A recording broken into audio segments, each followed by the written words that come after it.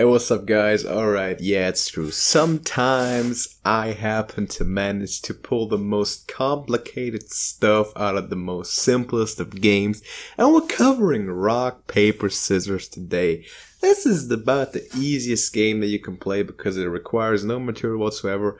I'm just going to go out on a limb here and say every one of y'all knows how this game works. I'm not going to explain that to you. If you need to have that game explained to you, man, go back to preschool, seriously. It's not my job to do that, alright? I'm here to give you some tips to win this game, and of course right from the start, right? You're not gonna win every game. You're not gonna win every round. That's impossible, right? Because it's based on luck pretty much 99% of the game, alright? But there are some tips or tricks that you can employ, psychological, physical, whatever, that will give an advantage. And that's what this series is all about. Getting an advantage, getting an edge over your opponent by any means necessary in any game that you want. So the first thing that you want to do is you want to know the person who you're playing against, because that can tell you some tendencies about what their first move might be. Alright, so statistics show that men tend to play rock as their first move in the first round, and women tend to play scissors as their first move. So against men, when you're playing men, especially young men, you want to start out with paper because that'll give you an above average chance of beating their rock. When you're playing against a woman, you want to throw a rock at her in the first round. Like, alright, not that type of rock. Like, and unless you live in Saudi Arabia, don't throw that type of rock at her, alright? Just come on, man. I know, for fuck's sake, alright? You want to play rock because she's more likely to play scissors. That's just a psychological trait that you can employ to win your first round more often than you're not. And that's going to help you down the road. That leads me right into my second tip, is getting to a winning pattern. If you're going to win the first round, you are going to be more likely to win the second round. And you're going to be more likely to win any round after having won the round before. And here's why, and here's where the second psychological trick comes into effect. People will subconsciously tend to play whatever move beat them the round before. So let's say you beat them with a rock, they throw scissors, you throw a rock. They will, on more occasions than just average, play a rock the next move. So you're going to anticipate that and you're going to play paper. You're going to have an above average chance of winning. So let's go do this simulation, right? So you're playing a man, you're playing a 20-year-old man. You know him a little bit. He's an edgy dude. He's a kind of an aggressive type of dude who thinks he's the best and all. What do you expect him to play in his first move? More than likely he's going to play rock. He's going to start up playing paper.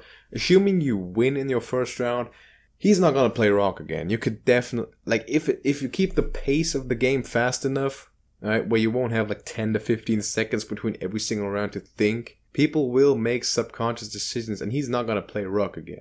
He's definitely not going to play rock again. So going by that psychological trick that he's going to play whatever beat him the round before, he's going to play paper more than likely, and you want to play scissors to beat that, and that's how you go on.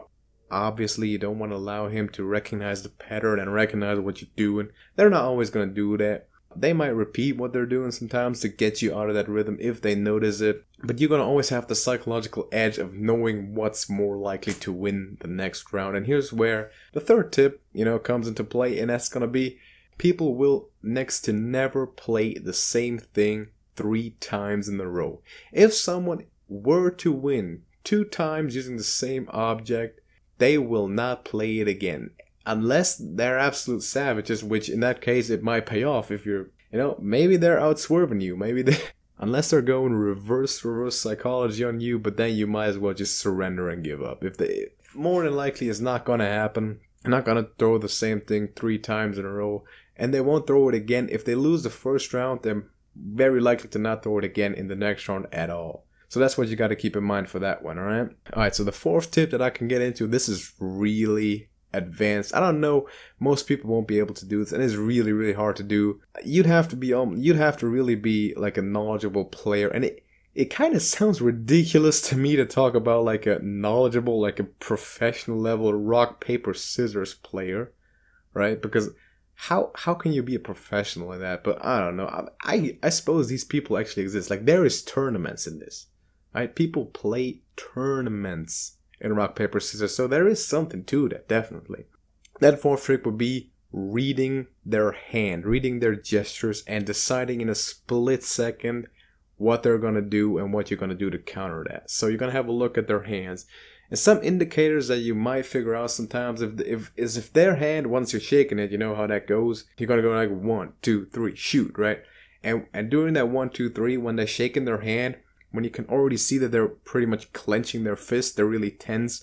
Their forearm muscles are really tense. You gotta look at that. It's more likely that they're gonna play a rock because they're already subconsciously deciding, I'm gonna play a rock. I'm gonna get in that position. If you can read it that quickly, kudos to you.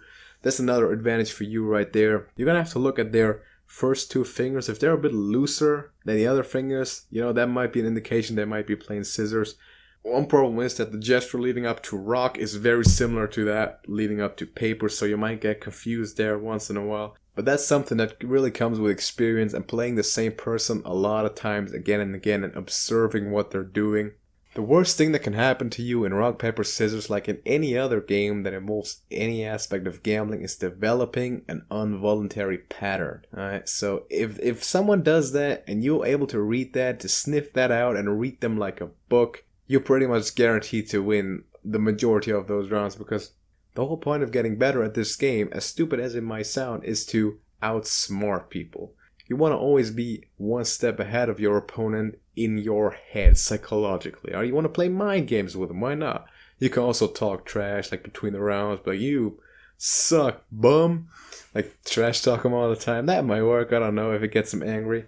That's a good idea too. Get people frustrated, especially, once again, the target group, men, especially young dudes who are going to get frustrated real easily. You're going to beat their rock in the first round and they're going to throw a paper immediately afterwards. You sniffed that out already. You're going to throw a scissor and you're going up 2-0 and they're going to get really tense in their hand. Their forearm muscles going to get really tense and you can read them like a book. I mean, I've tried this sometimes and I will confidently say that I can win about 55 to 60% of the rounds that I play. And I'm sure there's people out there who could win more, you know, mastering those psychological tricks.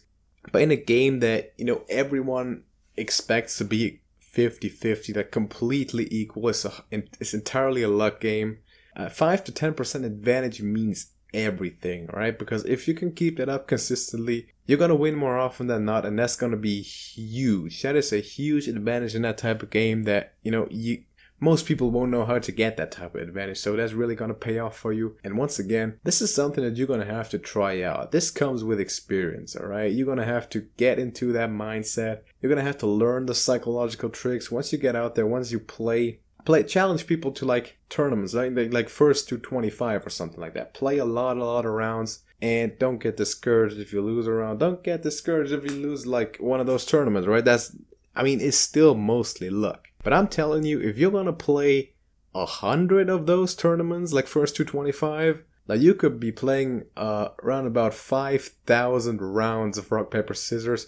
And once you've done that, I'm pretty sure, I can guarantee you that off of 100, you could win between 55 and 60 of them. I'm pretty sure of it. Maybe even more. Depends on who you're playing, how easy they're to read. Of course, if you're playing as someone who knows that stuff as well, but I mean, who knows that stuff? No one ever watches this bullshit, do they, right now? That's the good part about us being not as known on YouTube yet. You know what also tells you a lot about a person? If they're able to spend about 10 minutes talking about a game that literally consists of 3 different hand gestures. I don't know what's wrong with me sometimes, but I like to produce this type of content, and it's a bit random, but like I feel like this is something that everyone can relate to and that everyone could use at some type of level, even though it's never gonna help you like get further in life. But that is not my job. I'm in college. That's not my job. It's not my job to help you build a career or whatever. You're coming here for yourself. You're coming here because you want to learn dumb shit. And that happens to be one of those things I like to talk about. And if this is ever going to be useful to any one person, I mean, that's all I wanted to do, right? That's all I wanted to reach with this video. And I'm having fun doing this. So if you actually sat through all of this, watched all this bullshit on this little game, I mean, respect to you. Like, let me know, right? If you actually did it, let me know in the comments. Kudos to you, man. Please leave a like on this video, as insignificant as it may seem. It means a lot to us right now because we're trying to grow this channel. And feedback is the only way to do that. So you need to comment, you need to like or dislike the video if you think it's horseshit. I mean, that's still better than not doing anything because it lets us know what your opinion is. So thanks for watching this, right? So I hope this will serve you well at some point, and that's it.